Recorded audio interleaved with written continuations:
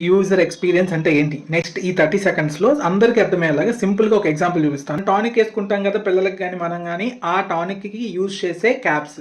మనకి ఒక 5 ML tonic ఏసుకోవాలి అంటే ఏ క్యాప్‌ని చూజ్ చేసుకుంటాం?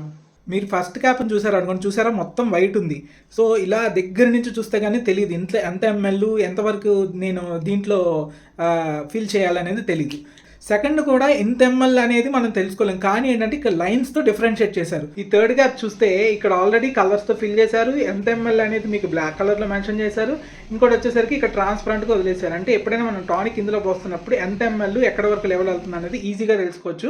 యూజర్‌కి కన్ఫ్యూజన్ లేకుండా తక్కువ టైంలో ఏ ఆప్షన్ ఎక్కడ ఉంది, ఎంత బాగా యూజ్ చేసుకోగలరు అనేది డిజైన్ చేయడం అన్నమాట. వాట్సాప్ కానీ, ఫోన్‌పే కానీ, జొమాటో కానీ, స్విగ్గీ కానీ ఇవన్నీ యూఎక్స్ ప్రిన్సిపల్స్ అనేది ఫాలో అవుతాయి కాబట్టి ఇప్పటికీ సర్వైవ్ అవుతున్నాయి. ఈ వీడియో మీకు నచ్చితే లైక్ చేయండి, సేవ్ చేయండి. అలాగే మీ ఫ్రెండ్‌కి కూడా షేర్ చేసి యూఎక్స్ అంటే ఏంటో చెప్పండి. ఇంకా మోర్ వీడియోస్ ఛానల్‌ని సబ్స్క్రైబ్ చేయండి.